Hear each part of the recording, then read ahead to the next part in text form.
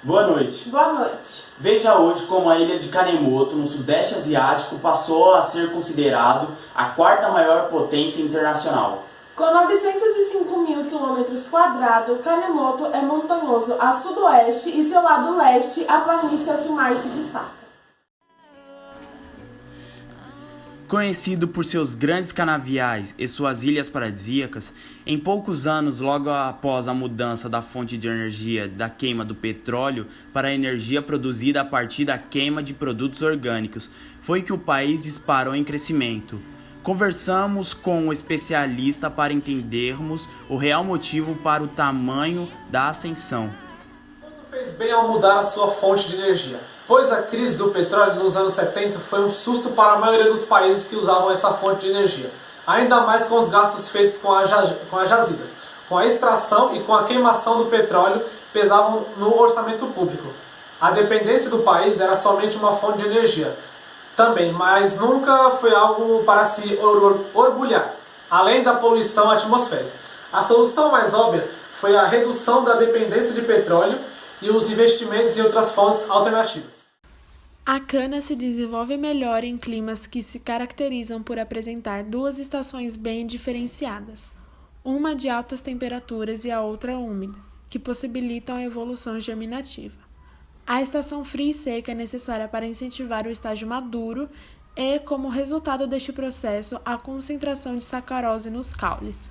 Kanemoto oferece os melhores recursos para o desenvolvimento da cana, com temperatura média do ar em todos os meses do ano superior a 18 graus, não ter estação invernosa e ter precipitação anual superior à evapotranspiração potencial anual.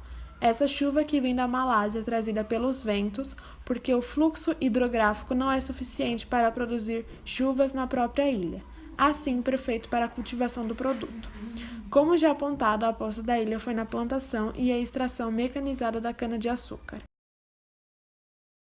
Em alguns casos, a biomassa precisa ser processada, então trituramos o material de modo a viabilizar uma logística eficiente, além de adequar o produto à necessidade de novas caldeiras. Utilizamos carretas de máquina cubagem, minimizando o custo de logística. E toda unidade de vapor da matriz possui estrutura para armazenamento de biomassa. Como o fornecimento de material é just-in-time, este estoque de segurança é suficiente para aproximadamente 5 dias. Traz conforto quando há imprevisto na logística do material. Nesta etapa, a biomassa chega até a fornalha de caldeira, através de um sistema de alimentação. A partir da queima, o gás quente oriundo deste processo aquece a água. O vapor gerado segue, então, por uma outra tubulação, até ser entregue na linha industrial do cliente, de acordo com as especificações técnicas pré-estabelecidas no projeto. O ciclo sustentável é completado quando utilizamos equipamentos que retêm as partículas de fuligem, que poderiam ir para a atmosfera, tornando invisível para os olhos os gases liberados pela chaminé. O CO2 emitido é absorvido pela biomassa em seu ciclo vegetativo. A população rural se localiza mais ao redor das usinas e das indústrias, que ficam estrategicamente próximo aos canaviais e outros plantios. Kanemoto fez boa parte de suas terras serem plantações de produtos que serão futuramente usados como biomassas.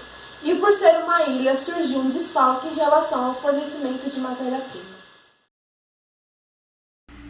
Então, próximo dos anos 2000, Kanemoto e outros países asiáticos fundaram um grupo conhecido como APEC, Asia Pacific Economic Corporation, um bloco econômico que tem por objetivo transformar o Oceano Pacífico numa área de livre comércio e que engloba as economias asiáticas, americanas e da Oceania.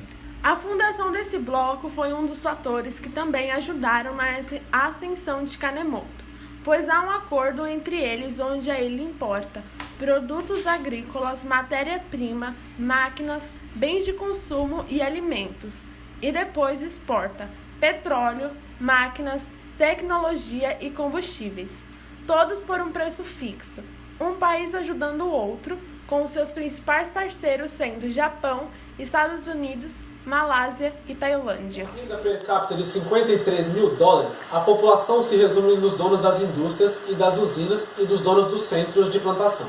Boa parte da mão de obra barata vem de fora, principalmente de países vizinhos, como a Malásia a Tailândia e a China. Aqui, aqueles que são especializados têm facilidade de trabalhar nos canaviais, nas usinas, nas indústrias ou em áreas mais específicas, como a segurança, saúde e educação. Em Kanemoto, há uma grande concentração de sedes, que cada vez mais aumenta tanto o fluxo de visitantes quanto o fluxo de novos empregados. O uso da biomassa no país auxilia na redução de desastres causados pelo desmatamento de recursos naturais, além de contribuir com o aumento da economia e geração de empregos e renda. A energia com base na biomassa pode até ter sido um tiro certo até agora, mas Kanemoto não para de crescer e daqui a pouco não haverá um ponto vazio neste pequeno grande arquipélago. Desse modo, acaba forçando de novo o país a mudar de fonte de energia. Boa noite. Boa noite. Fique agora com a dona do pedaço.